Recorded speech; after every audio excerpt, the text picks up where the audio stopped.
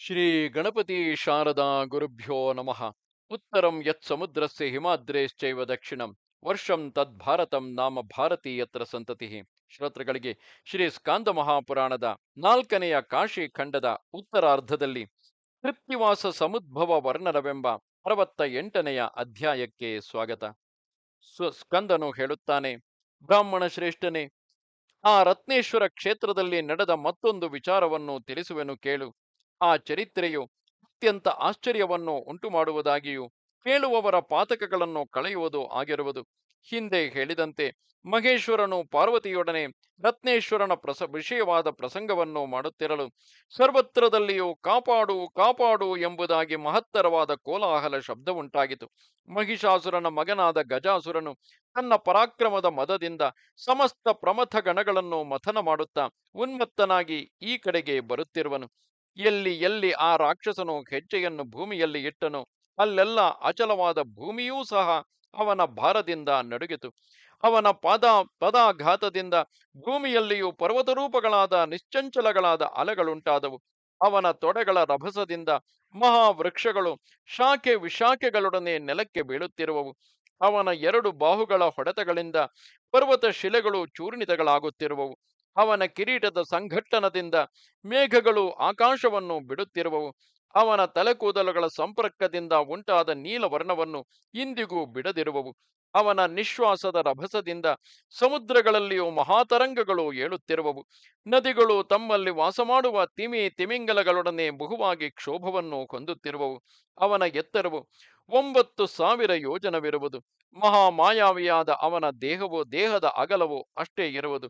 ಅವನ ನೇತ್ರಗಳಿಂದಲೇ ರಕ್ತವರ್ಣವನ್ನು ಚಾಂಚಲ್ಯವನ್ನು ಕೂಡಿ ಮಿಂಚುಗಳು ಕಸಿದುಕೊಂಡು ಎಂದಿಗೂ ಬಿಡದಿರುವವು. ಇಂತಹ ರಾಕ್ಷಸನು ವೇಗವಾಗಿ ಬರುತ್ತಿರುವನು. ದುರ್ನಿವಾರ್ಯನಾದ ಆ ರಾಕ್ಷಸನು ಯಾವ ಯಾವ ದಿಕ್ಕಿಗೆ ಪ್ರಯಾಣ ಮಾಡುವನೋ ಆಯಾ ದಿಕ್ಕಿನ ಭೂಭಾಗವೆಲ್ಲವೂ ಅವನ ರಭಸಕ್ಕೆ ಸಿಕ್ಕಿ ನಿಜವಾಗಿಯೂ ನಿಮ್ನೋನ್ನತ ಭಾವವಿಲ್ಲದಂತೆ ಸಮವಾಗಿರುವುದು. ಪೂರ್ವದಲ್ಲಿ ಜನರು ಬ್ರಹ್ಮದೇವನಿಂದ ಕಾಮಾತುರತೆಗೆ ಒಳಪಟ್ಟಿರುವ ಸ್ತ್ರೀಯರಿಂದಾಗಲಿ ಪುರುಷರಿಂದಾಗಲಿ ನಾನು ಮರಣವನ್ನು ಹೊಂದಬಾರದು ಎಂದು ವರವನ್ನು ಪಡೆದು ಈಗ 3 ಲೋಕಗಳನ್ನು ಹುಲ್ಲು ಕಡ್ಡಿಗೆ ಸಮಾನವಾಗಿ ಕಾಣುತ್ತಿರುವನು. ಇಂತೆಂದ ಪ್ರಮಥ ಗಣಗಳ ಆರ್ತನಾದವನ್ನು ಕೇಳಿ ರಾಕ್ಷಸನು ಸಮೀಪಿಸುತ್ತಿರುವುದನ್ನು, ಅವನು ಇತರರಿಂದ ವದಾರ್ಹನಲ್ಲವೆಂಬುದನ್ನು ತಿಳಿದು ತ್ರಿಶೂಲಧಾರಿಯಾದ ಮಹೇಶ್ವರನು ತನ್ನ ಶೂಲದಿಂದಲೇ ಅವನನ್ನು ತಿವಿದನು. ತ್ರಿಶೂಲದಿಂದ ಚುಚ್ಚಿ ತನ್ನನ್ನು ಛತ್ರದಂತೆ ಮೇಲಕ್ಕೆ ಎತ್ತಿ ಹಿಡಿದಿರುವ ಆ ಮಹಾದೇವನನ್ನು ಕಂಡು ದಾನವೇಶ್ವರನಾದ ಗಜಾಸುರನು ಇಂತೆಂದು ಹೇಳತೊಡಗಿದನು. ಗಜಾಸುರನು ಹೇಳುತ್ತಾನೆ: ತ್ರಿಶೂಲ ಹಸ್ತನೆ, ದೇವಾದಿದೇವನೇ, ತ್ರಿಪುರ ಧ್ವಂಸಿಯೇ, ನೀನು ಮನ್ಮಥನನ್ನು ನಿಗ್ರಹಿಸಿರುವೆ ಎಂಬುದನ್ನು ತಿಳಿದಿರುವೆನು. ನಿನ್ನ ಕೈಗಳಿಂದ ವಧೆಯಾಗುವುದೇ ನನಗೆ ಶ್ರೇಯಸ್ಕರವು.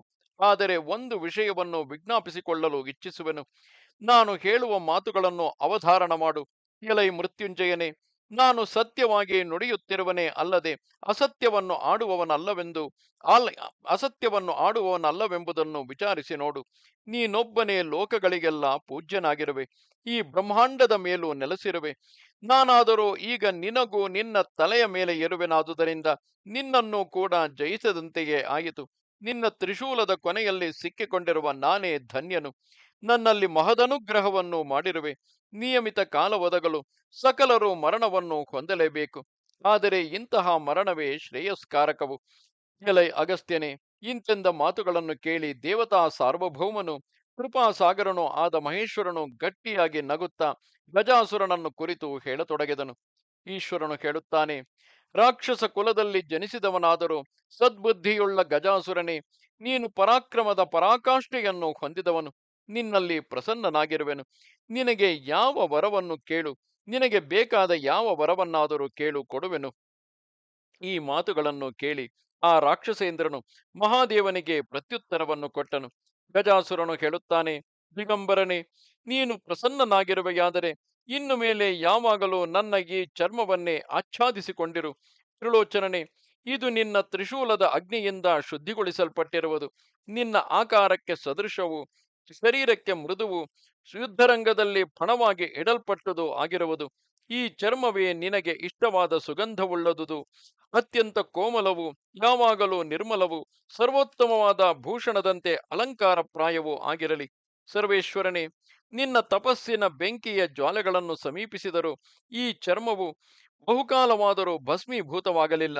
ಆದುದರಿಂದ ಇದು ಪುಣ್ಯ ಮತ್ತು ಸುಗಂಧಗಳಿಂದ ಕೂಡಿರುವುದು.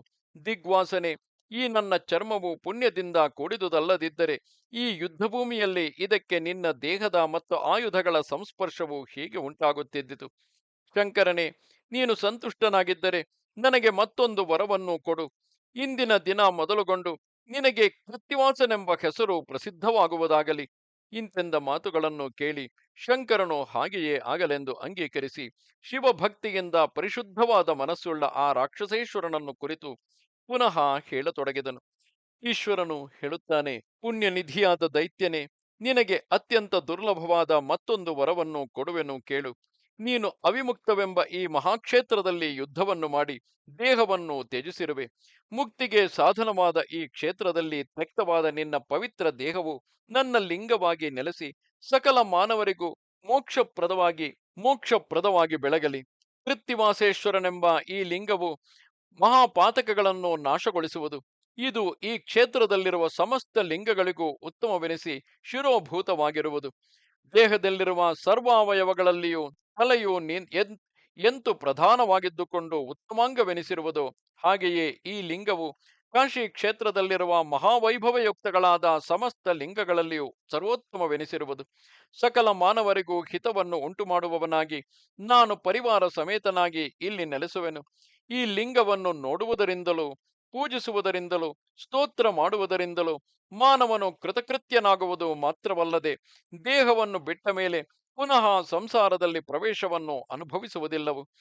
ಏಕಾದಶ ರುದ್ರರು, ಪಶುಪತಿಯ ಭಕ್ತರಾದ ಸಿದ್ಧರು, ಪರತತ್ವವನ್ನು ಕುರಿತು ಚಿಂತೆ ಮಾಡುತ್ತಿರುವ ಮಹರ್ಷಿಗಳು, ಶಮ ದಮ ಸಮನ್ವಿತರು, ಕ್ರೋಧವನ್ನು ಜಯಿಸಿದವರು, ಶೀತೋಷ್ಣಾದಿ ದ್ವಂದ್ವಗಳನ್ನು ಸಹಿಸುವವರು, ಅಪರಿಗ್ರಹ ವ್ರತಿಗಳು ಮುಂತಾದ ನನ್ನ ಯಾವ ಭಕ್ತರು ಮೋಕ್ಷವನ್ನು ಪಡೆಯಬೇಕೆಂಬ ಅಭಿಲಾಷೆಯಿಂದ ಅವಿಮುಕ್ತ ಕ್ಷೇತ್ರದಲ್ಲಿ ನೆಲೆಸಿ ಮಾನಾವಮಾನಗಳನ್ನು ಸಮಾನವೆಂದೆಣಿಸಿ ಮಣ್ಣು ಕಲ್ಲು ಚಿನ್ನಗಳನ್ನು ಒಂದೊಂದಾಗಿ ಕಾಣುತ್ತಿರುವರು, ಅವರನ್ನು ಅನುಗ್ರಹಿಸುವುದಕ್ಕಾಗಿಯೇ ನಾನು ಕೃತ್ತಿವಾಸೇಶ್ವರ ಲಿಂಗದಲ್ಲಿ ಸಾನ್ನಿಧ್ಯವನ್ನು ಇಟ್ಟಿರುವೆನು. ಪ್ರತಿ ದಿವಸ ತ್ರಿಸಂಧ್ಯೆಗಳಲ್ಲಿಯೂ ಕೃತ್ತಿವಾಸೇಶ್ವರನ ಸನ್ನಿಧಿಯಲ್ಲಿ 10,000 ಕೋಟಿಗಳ ಸಂಖ್ಯೆಯ ತೀರ್ಥಗಳು ಬಂದು ಸೇರುವವು. ಈ ವಿಷಯದಲ್ಲಿ ಸಂದೇಹವಿಲ್ಲ. ದ್ವಾಪರ ಮತ್ತು ಕಲಿಯುಗಗಳಲ್ಲಿ ಹುಟ್ಟಿ ಕಲುಷಾತ್ಮರಾದ ಮಾನವರು, ಸದಾಚಾರಗಳನ್ನು ಬಿಟ್ಟವರು, ಸತ್ಯ ವಚನ ಶೌಚಗಳಿಂದ ಪರಾನ್ಮುಖರು, ಮಾಯೆಯಿಂದಲೂ ದಂಭ ಲೋಭಗಳಿಂದಲೂ ಮೋಹಾಹಂಕಾರಗಳಿಂದಲೂ ಕೂಡಿದವರು, ಶೂದ್ರಾನ್ನವನ್ನು ಸ್ವೀಕರಿಸಿದ ಬ್ರಾಹ್ಮಣರು, ಬಗೆ ಬಗೆಯ ಊಟಗಳಲ್ಲಿ ಜಿಹ್ವಾ ಚಾಪಲ್ಯವುಳ್ಳವರು, ಸಂಧ್ಯಾವಂದನೆ ಸ್ನಾನ ಜಪಗಳೇ ಮುಂತಾದ ನಿತ್ಯ ಕರ್ಮಗಳಲ್ಲಿಯೂ ಯಜ್ಞ ಯಾಗಾದಿ ನೈಮಿತ್ತಿಕ ಕಾಮ್ಯ ಕರ್ಮಗಳಲ್ಲಿಯೂ ಮನಸ್ಸು ಬುದ್ಧಿಗಳನ್ನು ದೂರಗೊಳಿಸಿರುವವರು, ಕೃತ್ತಿವಾಸೇಶ್ವರ ಲಿಂಗವನ್ನು ಸೇರಿದುದರಿಂದ ತಮ್ಮ ಸಮಸ್ತ ಪಾಪಗಳನ್ನು ನೀಗಿದವರಾಗಿ ಸುಕೃತಗಳನ್ನು ಮಾಡಿದ ಭಕ್ತರಂತೆಯೇ ಸುಲಭವಾಗಿ ಮೋಕ್ಷ ಪದವಿಯನ್ನು ಹೊಂದಿ ಸುಖಿಸುವರು. ಆದುದರಿಂದ ಕಾಶಿಯಲ್ಲಿ ಪ್ರತಿಯೊಬ್ಬನು ಕೃತ್ತಿವಾಸೇಶ್ವರ ಲಿಂಗವನ್ನು ಸೇವಿಸಬೇಕು. ಇಲ್ಲದಿದ್ದರೆ ಸಾವಿರಾರು ಜನ್ಮಾಂತರಗಳು ಕಳೆದರೂ ಮೋಕ್ಷವು ದುರ್ಲಭವಾಗುವುದು. ಆದರೆ ಕೃತ್ತಿವಾಸೇಶ್ವರ ಲಿಂಗದ ಸಂಸೇವನೆಯಿಂದ ಒಂದು ಜನ್ಮದಲ್ಲಿಯೇ ಲಭ್ಯವಾಗುವುದು. ಪೂರ್ವ ಜನ್ಮಗಳಲ್ಲಿ ಮಾಡಿದ ಪಾತಕಗಳು ಪ್ರಾಯಶಃ ತಪಸ್ಸು ದಾನಗಳೇ ಮುಂತಾದ ಸತ್ಕರ್ಮಗಳಿಂದ ಮೆಲ್ಲ ಮೆಲ್ಲಗೆ ಕ್ಷೀಣಿಸುವವು. ಕೃತ್ತಿವಾಸೇಶ್ವರನ ದರ್ಶನದಿಂದಲಾದರೂ ಕ್ಷಣ ಮಾತ್ರದಿಂದಲೇ ಸಕಲ ಪಾಪರಾಶಿಯು ಭಸ್ಮವಾಗಿ ಪರಿಣಮಿಸುವುದು. ಯಾವ ಮನುಷ್ಯರು ಕೃತ್ತಿವಾಸೇಶ್ವರ ಲಿಂಗವನ್ನು ಭಕ್ತಿಯಿಂದ ಪೂಜಿಸುತ್ತಿರುವರೋ ಅವರು ನನ್ನ ಶರೀರದಲ್ಲಿಯೇ ಪ್ರವಿಷ್ಟರಾಗುವರು. ಅವರಿಗೆ ಪುನರ್ಜನ್ಮವೆಂಬುದಿಲ್ಲ. ಮನುಷ್ಯ ಜನ್ಮವನ್ನು ಪಡೆದ ಮೇಲೆ ಅವಿಮುಕ್ತ ಕ್ಷೇತ್ರದಲ್ಲಿ ವಾಸ ಮಾಡಬೇಕು. ಶತರುದ್ರಿಯದ ಜಪವನ್ನು ಮಾಡಬೇಕು. ಮತ್ತೆ ಮತ್ತೆ ಕೃತ್ತಿವಾಸೇಶ್ವರನ ದರ್ಶನವನ್ನು ಮಾಡುತ್ತಿರಬೇಕು. ಮಹಾರುದ್ರ ಮಂತ್ರಗಳನ್ನು ಸ್ವರಸಹಿತವಾಗಿ 7 ಕೋಟಿ ಸಲ ಜಪಿಸುವುದರಿಂದ ಯಾವ ಫಲವು ಲಭಿಸುವುದೋ ಕಾಶಿಯಲ್ಲಿರುವ ಕೃತ್ತಿವಾಸೇಶ್ವರನನ್ನು ಪೂಜಿಸುವುದರಿಂದಲೂ ಅದೇ ಫಲವೇ ಸಿಕ್ಕುವುದು. ಮಾಘ ಮಾಸದ ಕೃಷ್ಣ ಪಕ್ಷದ ಚತುರ್ದಶಿಯ ರಾತ್ರಿಯಲ್ಲಿ ಉಪವಾಸದಿಂದ ಜಾಗರಣೆಯನ್ನು ಮಾಡಬೇಕು. ಆ ಕಾಲದಲ್ಲಿ ಕೃತ್ತಿವಾಸೇಶ್ವರ ಲಿಂಗವನ್ನು ಪೂಜಿಸಿದ ಮನುಷ್ಯನು ಪರಮ ಪದವಿಯನ್ನು ಪಡೆಯುವನು. ಯಾವನು ಕೃತ್ತಿವಾಸೇಶ್ವರ ಲಿಂಗಕ್ಕೆ ಚೈತ್ರ ಶುಕ್ಲ ಪಕ್ಷದ ಪೌರ್ಣಮಿಯ ದಿವಸದಲ್ಲಿ ಯಾತ್ರಾದಿ ಮಹೋತ್ಸವವನ್ನು ನಡೆಸುವನು. ಅವನು ದೇಹವನ್ನು ತ್ಯಜಿಸಿದ ಮೇಲೆ ಪುನಃ ಗರ್ಭವನ್ನು ಪ್ರವೇಶಿಸುವುದಿಲ್ಲ. ಇಂತೆಂದು ಹೇಳುತ್ತಾ ದಿಗಂಬರನಾಗಿದ್ದ ಆ ಮಹೇಶ್ವರನು ಗಜಾಸುರನ ವಿಶಾಲವಾದ ಚರ್ಮವನ್ನು ಸ್ವೀಕರಿಸಿ ಅದನ್ನು ತನ್ನ ದೇಹಕ್ಕೆ ಸುತ್ತಿಕೊಂಡನು. ಎಲೈ ಕುಂಭಸಂಭವನೆ, ಆ ದಿವಸದಲ್ಲಿ ದಿಗಂಬರನಾಗಿದ್ದ ಮಹಾದೇವನು ಕೃತ್ತಿವಾಸನೆಂಬ ಹೆಸರನ್ನು ಪಡೆದನಾದುದರಿಂದ ಅಂದು ಮೂರು ಲೋಕಗಳಲ್ಲಿಯೂ ಮಹತ್ತರವಾದ ಮಹೋತ್ಸವ ಉಂಟಾಯಿತು. ರಾಕ್ಷಸನನ್ನು ತ್ರಿಶೂಲಕ್ಕೇರಿಸಿ ಛತ್ರಿಯಂತೆ ಹಿಡಿದುಕೊಂಡು ಪರಮೇಶ್ವರನು ವಿಜೃಂಭಿಸಿದನಷ್ಟೇ. ಆ ತ್ರಿಶೂಲದ ದಂಡವನ್ನು ಭೂಮಿಯಿಂದ ಕಿತ್ತು ತೆಗೆದ ಸ್ಥಳದಲ್ಲಿ ವಿಶಾಲವಾದ ಕುಂಡವೊಂದು ನಿರ್ಮಿತವಾಯಿತು. ಆ ಕುಂಡದಲ್ಲಿ ಸ್ನಾನವನ್ನು ಮಾಡಿ ಪಿತೃತರ್ಪಣಗಳನ್ನು ನೆರವೇರಿಸಿ ಕೃತ್ತಿವಾಸೇಶ್ವರನ ದರ್ಶನವನ್ನು ತೆಗೆದುಕೊಳ್ಳಲು ಮನುಷ್ಯನು ಕೃತಕೃತ್ಯತೆಯನ್ನು ಪಡೆಯುವನು. ಸ್ಕಂದನು ಹೇಳುತ್ತಾನೆ, ಅಗಸ್ತ್ಯ ಮುನಿಯೇ, ಆ ತೀರ್ಥದಲ್ಲಿ ಹಿಂದೆ ನಡೆದ ಆಶ್ಚರ್ಯವೊಂದನ್ನು ತಿಳಿಸುವೆನು ಕೇಳು. ಆ ತೀರ್ಥ ಪ್ರಭಾವದ ಫಲವಾಗಿ ಕಾಗೆಗಳು ಹಂಸಗಳಾಗಿ ಪರಿಣಾಮವನ್ನು ಹೊಂದಿದವು. ಪೂರ್ವದಲ್ಲಿ ಒಮ್ಮೆ ಚೈತ್ರ ಮಾಸದ ಪೌರ್ಣಮಿಯ ದಿನದಲ್ಲಿ ಕೃತ್ತಿಮಾಸೇಶ್ವರನಿಗೆ ಮಹೋತ್ಸವವು ನಡೆಯಿತು. ಪರಮೇಶ್ವರನ ನೈವೇದ್ಯಕ್ಕಾಗಿ ಸಿದ್ಧಗೊಳಿಸಲ್ಪಟ್ಟಿದ್ದ ಅನ್ನವು ಅಲ್ಲಿ ರಾಶಿಯಾಗಿ ಸುರಿಯಲ್ಪಟ್ಟಿದ್ದಿತು. ಬ್ರಾಹ್ಮಣ ಶ್ರೇಷ್ಠನೇ, ಅನೇಕ ದೇವತಾರ್ಚಕರಿಂದ ಕೂಡಿದ್ದ ಆ ಅನ್ನದ ರಾಶಿಯನ್ನು ನೋಡಿ ಬಹು ಪಕ್ಷಿಗಳು ಅಲ್ಲಿ ಸೇರಿ ಆ ಅನ್ನಕ್ಕಾಗಿ ತಮ್ಮ ತಮ್ಮಲ್ಲಿಯೇ ಕಲಹಗಳನ್ನು ಮಾಡುತ್ತಾ ಆಕಾಶದಲ್ಲಿ ಹಾರುತ್ತಿದ್ದವು. ಬಲ್ಯನ್ನದಿಂದ ಪುಷ್ಟಾಂಗಗಳುಳ್ಳ ಕಾಗೆಗಳು ಕೃಶ ಶರೀರಗಳುಳ್ಳ ಕಾಗೆಗಳನ್ನು ಪೀಡಿಸಲು ಅವು ಕರ್ಕಶವಾಗಿ ಕೂಗುತ್ತಿದ್ದವು. ಅನೇಕ ದುರ್ಬಲ ಪಕ್ಷಿಗಳನ್ನು ಬಲಿಷ್ಠಗಳಾದ ಕಾಗೆಗಳು ತಮ್ಮ ಬಲವಾದ ತೀಕ್ಷ್ಣ ತುಂಡಗಳಿಂದ ಚುಚ್ಚಿ ಕೊಂದವು. ಇಂತು ಪೀಡಿಸಲ್ಪಟ್ಟ ಪಕ್ಷಿಗಳು ಸ್ವಲ್ಪವಾದ ಆಯುಶೇಷದಿಂದ ಉಳಿಸಲ್ಪಟ್ಟು ಆಕಾಶದಿಂದ ಆ ಕುಂಡದೊಳಕ್ಕೆ ಬಿದ್ದವು. ಆ ಮಾತ್ರದಿಂದಲೇ ಆ ಕಾಗೆಗಳು ಹಂಸಗಳಾಗಿ ರೂಪಾಂತರವನ್ನು ಹೊಂದಿದವು. ಮಹೋತ್ಸವಕ್ಕಾಗಿ ಅಲ್ಲಿ ನೆರೆದಿದ್ದ ಜನರೆಲ್ಲರೂ ಈ ದೃಶ್ಯವನ್ನು ಕಂಡು ಆಶ್ಚರ್ಯಭರಿತರಾದರು. ಅವರು ಒಬ್ಬರೊಬ್ಬರಿಗೆ ಬೆರಳುಗಳಿಂದ ತೋರಿಸುತ್ತಾ ಹೇಳತೊಡಗಿದರು, ಆಹಾ, ಆಶ್ಚರ್ಯವನ್ನು ನೋಡಿರಿ!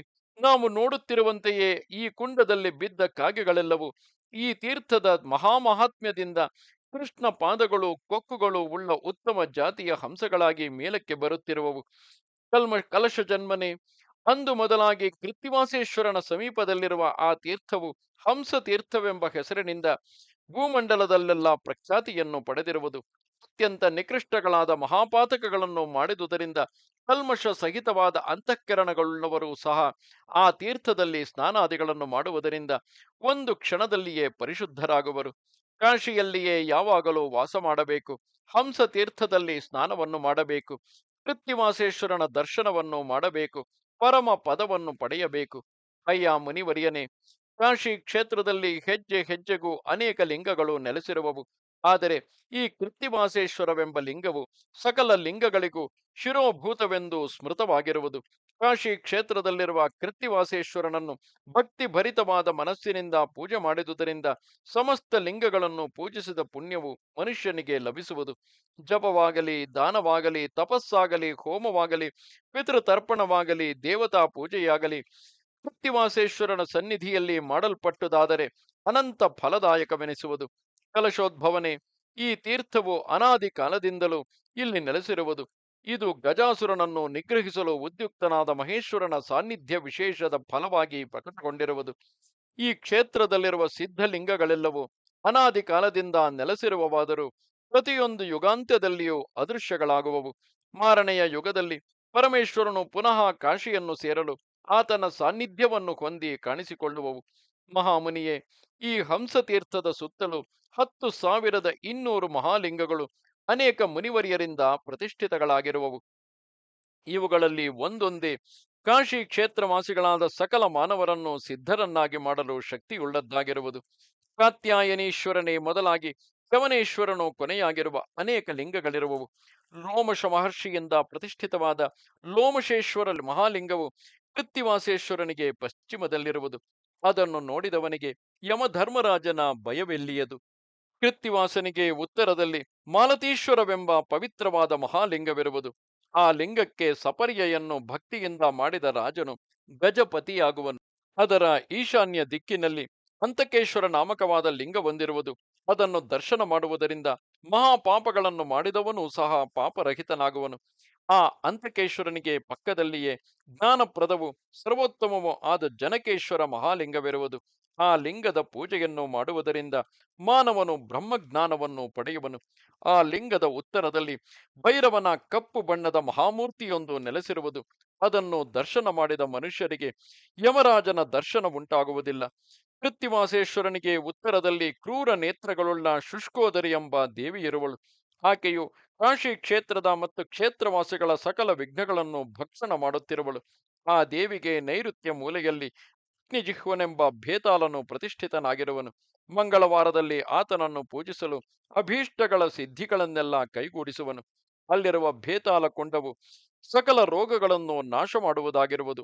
ಆ ಕುಂಡದ ನೀರನ್ನು ಮುಟ್ಟುವುದರಿಂದಲೇ ವ್ರಣ ವಿಸ್ಫೋಟಗಳೇ ಮುಂತಾದ ರೋಗಗಳೆಲ್ಲವೂ ಮಾಯವಾಗುವವು.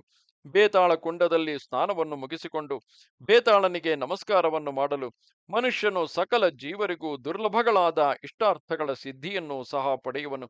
ಅಲ್ಲಿಯೇ 2 ಭುಜಗಳು, 4 ಕಾಲುಗಳು, 5 ತಲೆಗಳು ಇರುವ ಗಣನಾಯಕನೊಬ್ಬನಿರುವನು. ಆತನನ್ನು ನೋಡುವ ಮಾತ್ರದಿಂದಲೇ ಪಾಪಗಳು 1000 ಪಾಲಾಗಿ ನಾಶವಾಗುವವು. ಎಲೈ ಮುನಿಯೇ, ಅದರ ಉತ್ತರದಲ್ಲಿಯೇ ರುದ್ರನಿರುವನು. ಆತನಿಗೆ 4 ಕೋಡುಗಳು, 3 ಪಾದಗಳು, 2 ತಲೆಗಳು, 7 ಕೈಗಳು ಅಳವಡಿಸಿರುವ ಭಯಂಕರ ದೇಹವಿರುವುದು. ಕುಂಭೋದ್ಭವನೇ, 3 ಬಂಧಗಳಿಗೆ ಸಿಲುಕಿದ ವೃಷಭಾಕಾರನಾದ ಈ ಆತನು ಇಂತೆಂದು ಉದ್ಘೋಷಿಸುತ್ತಿರುವನು. ಕಾಶಿ ಕ್ಷೇತ್ರಕ್ಕೆ ವಿಘ್ನವನ್ನುಂಟು ಮಾಡುವ ಜನರು ಯಾರು ಕಾಶಿಯಲ್ಲಿ ಪಾಪಬುದ್ಧಿಯುಳ್ಳವರಾಗುವರೋ ಅವರ ನಿಗ್ರಹವನ್ನು ಮಾಡಲು ನಾನು ಕೊಡಲಿಯನ್ನೆತ್ತಿ ನಿಂತಿರುವೆನು. ಯಾರು ಕಾಶಿಯಲ್ಲಿ ವಿಘ್ನಗಳನ್ನು ಪರಿಹರಿಸುವರೋ, ಅಲ್ಲಿ ಧರ್ಮ ಕಾರ್ಯಗಳನ್ನು ಮಾಡಬೇಕೆಂಬ ಬುದ್ಧಿಯುಳ್ಳವರೋ ಅವರಿಗೆ ನಾನು ಅಮೃತ ಕಳಶವನ್ನು ಕೈಯಲ್ಲಿ ಹಿಡಿದು ವಂಶವನ್ನು ಸೇಚನ ಮಾಡುತ್ತಿರುವೆನು. ವೃಷರುದ್ರ ನಾಮಕನಾದ ಆ ದೇವತೆಯನ್ನು ನೋಡಿ ಭಕ್ತಿಯಿಂದ ಯಥಾಶಕ್ತಿಯಾಗಿ ಮಹೋಪಚಾರಗಳಿಂದ ಪೂಜೆಯನ್ನೆಸಗಿದ ಮನುಷ್ಯನು ಎಂದಿಗೂ ವಿಘ್ನಗಳಿಂದ ಪರಾಜಯವನ್ನು ಹೊಂದುವುದಿಲ್ಲ. ಆ ರುದ್ರನಿಗೆ ಉತ್ತರ ದಿಕ್ಕಿನಲ್ಲಿ ಮಣಿಪ್ರದೀಪನೆಂಬ ನಾಗನು ಪ್ರತಿಷ್ಠಿತನಾಗಿರುವನು. ಆತನ ಎದುರಿನಲ್ಲಿಯೇ ಮಣಿಕುಂಡವಿರುವುದು. ಅದು ಸಮಸ್ತ ವಿಷವ್ಯಾಧಿಗಳನ್ನು ಪರಿಹರಿಸುವ ಉತ್ಕೃಷ್ಟ ತೀರ್ಥವಾಗಿರುವುದು. ಆ ಕುಂಡದಲ್ಲಿ ಸ್ನಾನವನ್ನು ಮಾಡಿಕೊಂಡು ಮನುಷ್ಯನು ನಾಗರಾಜನ ದರ್ಶನವನ್ನು ಮಾಡಬೇಕು. ಆ ನರನು ರತ್ನ ಮಾಣಿಕ್ಯಗಳಿಂದ ಕೂಡಿದುದು, ಆನೆ ಕುದುರೆ ತೇರುಗಳಿಂದ ಶೋಭಿಸುವುದು, ಸ್ತ್ರೀರತ್ನ ಪುತ್ರರತ್ನಗಳಿಂದ ಬೆಳಗುವುದು ಆದ ಸರ್ವ ಸಮೃದ್ಧಿಯುಳ್ಳ ರಾಜ್ಯದ ಆಡಳಿತವನ್ನು ಹೊಂದುವನು. ಕಾಶಿ ಕ್ಷೇತ್ರದಲ್ಲಿ ಕೃತ್ತಿವಾಸೇಶ್ವರ ಲಿಂಗವನ್ನು ಯಾರು ನೋಡುವುದಿಲ್ಲವೋ ಅವರು ಈ ಮರ್ತ್ಯ ಲೋಕದಲ್ಲಿ ಜನಿಸಿದರು ಕೇವಲ ಭೂಮಿಗೆ ಭಾರಪ್ರಾಯರೇ ಆಗಿರುವರು ಎಂಬುದರಲ್ಲಿ ಸಂದೇಹವಿಲ್ಲ. ಕಂದನು ಹೇಳುತ್ತಾನೆ, ಯಾವ ಮಾನವರು ಕೃತ್ತಿವಾಸೇಶ್ವರ ಲಿಂಗದ ಉತ್ಪತ್ತಿಯ ಈ ಚರಿತ್ರೆಯನ್ನು ಕೇಳುವರೋ ಅವರು ಆ ಲಿಂಗದ ದರ್ಶನವನ್ನು ಮಾಡಿದ ಪುಣ್ಯವನ್ನು ಪಡೆಯುವರು. ಇದರಲ್ಲಿ ಸಂಶಯವಿಲ್ಲವು. ಇಲ್ಲಿಗೆ 81,000 ಶ್ಲೋಕಗಳ ಸಂಹಿತೆಯೆಂದು ಪ್ರಸಿದ್ಧವಾದ ಶ್ರೀ ಸ್ಕಾಂದ ಮಹಾಪುರಾಣದ 4ನೆಯ ಕಾಶಿ ಖಂಡದ ಉತ್ತರಾರ್ಧದಲ್ಲಿ ಕೃತ್ತಿವಾಸ ಸಮುದ್ಭವ ವರ್ಣನವೆಂಬ 68ನೆಯ ಅಧ್ಯಾಯವು ಮುಗಿದುದು. ನಮಸ್ತೆ ಶಾರದೆ ದೇವಿ ಕಾಶ್ಮೀರ ಪುರವಾಸಿನಿ ತ್ವಾಮಹಂ ಪ್ರಾರ್ಥ್ಯಗೆ ನಿತ್ಯಂ ವಿದ್ಯಾದಾನಂಚ ದೇಹಿಮೆ. ನಮಸ್ಕಾರ.